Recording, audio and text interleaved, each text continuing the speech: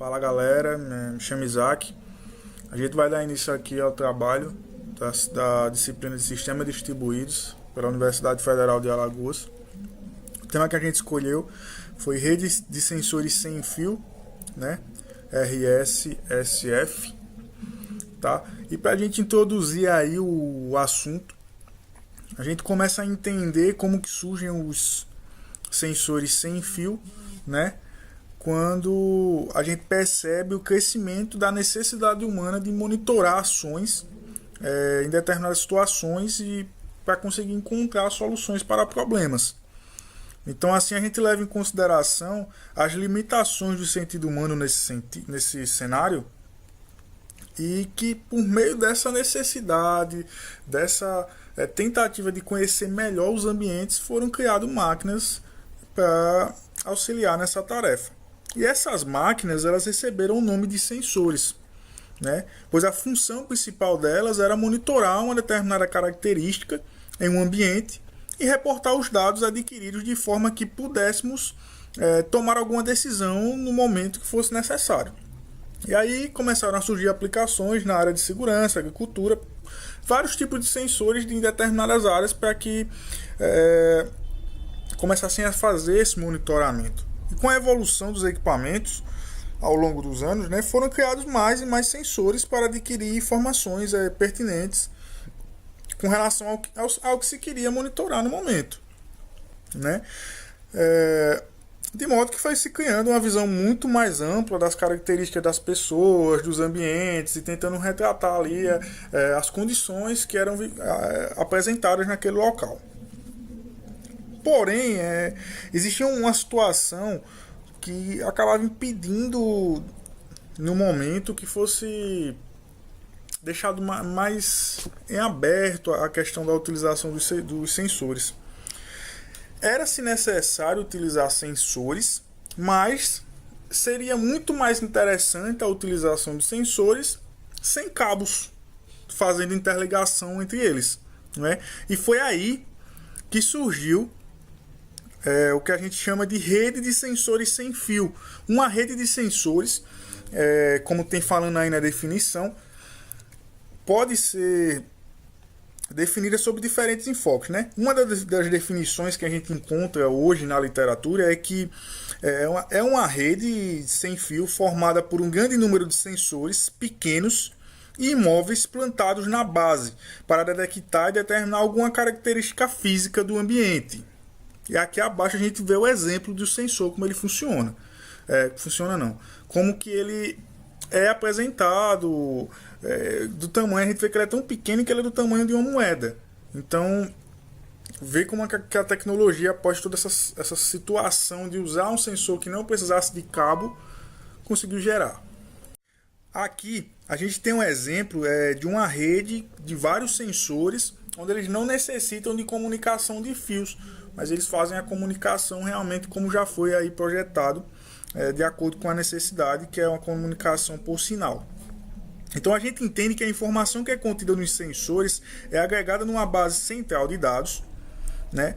E aí, sob o enfoque de sistemas distribuídos, uma rede de sensores ela pode ser definida também como uma classe particular de sistemas distribuídos, onde as comunicações de baixo nível não dependem da localização topológica da rede, né? Então, dessa forma, a gente entende que os sensores sem fios eles possuem características particulares, como a utilização de recursos restritos de energia, topologia de uma rede dinâmica, né, que independe de onde ela esteja, e uma grande quantidade de nós para a comunicação. Essa característica dificulta a reutilização de alguns algoritmos aí que foram criados e desenvolvidos para outros tipos de sistemas distribuídos. Então aqui para a gente começar a introduzir o nosso assunto. O Wagner vai falar um pouco mais à frente, mas a gente entende o seguinte, que a rede de sensores sem fio ela possui as três principais características aí, que é inicialmente o sensor, logo após o observador e em seguida o fenômeno, né? O sensor é o dispositivo que implementa a monitoração física de um fenômeno ambiental e gera relatórios de medidas, né, por meio dessa comunicação aí da rede sem fio. Os dispositivos de detecção geralmente têm características físicas e teóricas diferentes. Então, a gente encontra hoje no mercado muitos modelos de complexidade variada, podendo ser construídos baseados na necessidade da aplicação e característica dos dispositivos. Dessa forma, dependendo da necessidade, é que a gente vai saber se o sensor vai ser complexo ou não. Na maioria dos modelos de dispositivos de sensores, né, a habilidade de detecção diminui com o aumento da distância do sensor ao fenômeno. E melhora com o aumento do tempo que o sensor fica exposto lá para coletar a informação no local que ele vai ser aplicado. Um sensor ele é basicamente ele consiste aí em 5 componentes, né? Que é o detector do hardware, a memória, a bateria, o processador embutido dentro dele, o transmissor e receptor também. Quando a gente fala de observador, a gente entende que ele é interessado em obter as informações disseminadas pela rede de sensores. Ele pode consultar a rede, receber respostas dessa consulta, né? Além disso, pode existir simultaneamente múltiplos observadores dentro de uma rede. Então, a partir daí, ele começa a coletar essas informações. E o fenômeno, né? Ele consiste aí no interesse do observador, que está sendo monitorado, e a informação vai ser analisada e filtrada pela rede de sensores sem fio. Além disso, ele pode ter múltiplos fenômenos podendo ser observados simultaneamente dentro de uma rede. Numa aplicação, se a gente fosse aplicar dentro de um cenário, o observador está interessado em monitorar o comportamento do fenômeno sob algum requisito de desempenho específico. Né? Sei lá, o cara fala lá sobre a precisão do sensor ou o retardo lá dele com relação ao fenômeno. Numa rede de sensores típica, os sensores individuais apresentam amostras de valores locais e disseminam informações quando necessário para outros sensores e aí de forma eventual para também outros observadores. As medidas realizadas pelos sensores são as amostras discretas do fenômeno físico, sujeito a medidas precisas do sensor individual, assim como a localização com respeito ao fenômeno. Então, diante de tudo isso que a gente começou aqui a abordar, o Wagner agora ele vai falar um pouco das características e em seguida vai continuar com o trabalho. Bem, meu nome é Wagner e vou dar continuidade ao trabalho falando sobre as características e funcionamento das redes de sensores sem fios. Falando um pouco mais especificamente do hardware, vemos aqui uma foto de um exemplo de um sensor, de um nó, ao lado de uma moeda. Para aí a gente percebe o tamanho, como a tecnologia avançou, como um objeto tão pequeno pode ser capaz de tão grande desempenho, né? Então, assim, uma característica principal desses sensores é que ele deve ser capaz de monitorar o ambiente, deve ser capaz de processar informações e deve ser capaz de transmitir dados. Aqui no esquema de arquitetura do lado, a gente percebe também como funciona essa arquitetura, né, internamente, e de que é composto cada sensor para fazer esse trabalho. Então, percebemos ali em cima que precisa de unidade de energia, que é mais comum o uso de baterias, né? Uma unidade de sensoriamento, que é a unidade capaz, onde você vai colher informações do ambiente através de sensores, que pode ser sensor de temperatura, sensor de movimento, sensor de luz, vai depender da aplicação dos sensores, né? Que vai definir quais sensores vai ser usado. Tem também a unidade de computação, que é necessária para processar essas informações, né? Precisa dessa unidade de computação, composta por memória RAM, memória ROM para armazenamento, microprocessador e o sistema operacional, onde serão inseridos nesse sistema operacionais algoritmos e protocolos para o bom funcionamento da rede, né? Que mais à frente a gente vai explicar que é preciso um gerenciamento da rede, senão cada nó vai funcionar de forma individual e não é esse o propósito, né? Que eles trabalhem em conjunto. E existe também a unidade de comunicação, né? que são, é, que são a unidade responsável por transmitir os dados, né? Que pode ser o rádio, pode ser o Wi-Fi, pode ser por unidade ótica, mas o mais usado são radiofrequência mesmo, que pode ser Wi-Fi, Bluetooth ou Zigbee, né? E nesse slide a gente pode notar como exemplo a rede já exposta na região a ser monitorada, né? Nesse pequeno exemplo ilustrado. E podemos perceber que a rede é composta por três características, por três personagens, podemos dizer assim, que são os sensores, que são os hardwares, que são essas bolinhas nos desenhos responsáveis por captar as informações, e existe o observador da rede, que é a pessoa que vai receber os dados coletados pelos sensores, é a pessoa ou a entidade, né, que vai receber os dados coletados pelos sensores, e esses dados são chamados de fenômeno também. Então, fenômenos são os dados coletados e enviados ao observador. Esses três pontos necessariamente têm que existir numa rede de sensores sem fio. Dentro da rede existem os nós sensores. Podemos ver que muitos são iguais, mas tem alguns diferentes. E esses diferentes são chamados SYNC, nó SYNC ou sorvedouro. Esse nó SYNC, ele é responsável pela administração dos outros nós, que são os nós escravos. Os nós escravos apenas coletam as informações e mandam para os nós vizinhos, e até chegar a esse nó SYNC. E esse nó SYNC é responsável por enviar, através da internet ou via satélite, todas as informações coletadas e processadas pelos nós escravos para o observador. Então o SYNC tem essa característica. E por ter essa característica, tocar num ponto agora que é muito crítico nas redes de sensores sem fios, que é a energia. Como foi dito, a energia de cada sensor é composta pela bateria, né? Uma única bateria.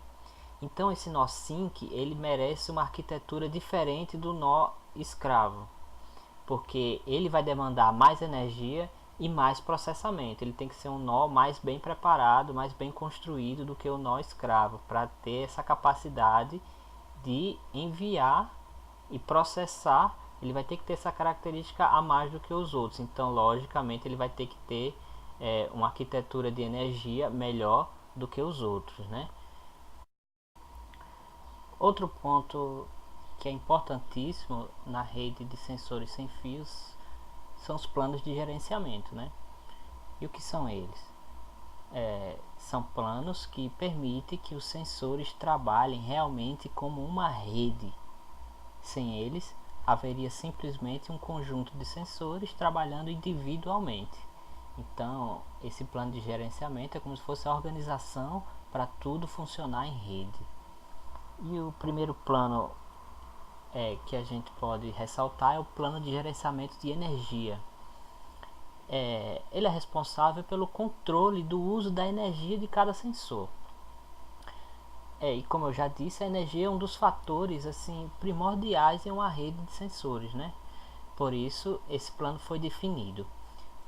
Quando o nível de sensor está baixo, um sensor ele pode enviar uma mensagem para informar esse fato aos demais sensores, os sensores vizinhos.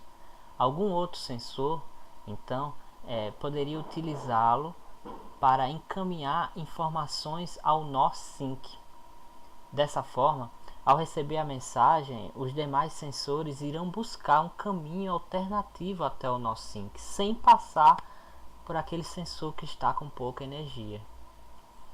E este, por sua vez, continuará apenas realizando o sensoriamento e só enviará mensagens em caso de detectar algum evento, senão ele fica lá em stand-by. Então esse é um exemplo do que o plano de gerenciamento de energia pode fazer. Se um está fraco, ele direciona para o outro e eles buscam caminhos diferentes até chegar ao nó SYNC. O outro plano de gerenciamento é o gerenciamento de mobilidade. Essas redes elas não possuem infraestrutura, não é exigido que tenha infraestrutura. Porém, os sensores precisam saber quem são os seus vizinhos, precisam conhecer uma rota que permita alcançar ao nó sync, que é aquele nó que envia ao observador. E isso é responsabilidade do plano de gerenciamento de mobilidade. Como os sensores são móveis, cada sensor deve sempre manter atualizada uma lista com os sensores vizinhos. Assim é possível balancear o consumo de energia e as tarefas realizadas. A rede de sensores sem fio tem essa característica também. Ela é auto-organizadora, né? Depois de jogados lá, ele tem que ter a capacidade de se organizarem, de se comunicarem entre si. E isso é responsabilidade do plano de mobilidade também. E existe o plano de gerenciamento de tarefas, né? Que é o seguinte, nem todos os sensores precisam realizar o sensoriamento iguais, assim, ao mesmo tempo. Por isso, esse plano é responsável por escalonar essas tarefas em regiões determinadas. Em geral, os sensores que possuem mais energia são escolhidos para realizar estas tarefas mais vezes do que aqueles com nível de energia mais baixo. Partindo para a parte de aplicação, dividimos a aplicação nas três mais importantes, que são a aplicação doméstica, a aplicação ambiental e a aplicação militar. A aplicação doméstica é mais voltada para um conceito que está sendo muito divulgado hoje, que é a internet das coisas. Então, sensores podem ser espalhados pela casa, deixando a casa inteligente, entre aspas. Né? Sensores que podem detectar a presença de pessoas e acender a luz automaticamente. Podem ligar para autoridades em movimentação suspeita, coisas nesse sentido. Na aplicação ambiental, temos o exemplo da foto do vulcão, monitoramento de vulcão, onde se percebe a rede de sensores espalhada em volta do vulcão, onde qualquer alteração de tremor do vulcão, de temperatura, isso vai ser coletado automaticamente e enviado para o observador, onde ele pode fazer um estudo da potência desse vulcão ou comunicar às autoridades sobre o risco de atingir cidades ou pessoas, né? Então é muito legal essa aplicação ambiental também. E a aplicação que eu acho mais completa é a aplicação militar. Na aplicação militar, como ilustra essa foto, pode ocorrer da seguinte maneira: o avião pode ir para a zona inimiga e jogar vários sensores, um conjunto imenso de sensores na área inimiga. Como eles são pequenos, ninguém vai perceber. E eles, como tem a característica de auto-organização e autogerenciamento, assim que eles caírem na área inimiga, eles vão se conectarem, formar essa rede e enviar, coletar todos os dados que tem ali, como quantidade de soldados, se tem mina, se tem carro, e enviar para o observador, dando uma vantagem muito grande para esse observador, né? Informações muito importantes para o observador. Então, assim,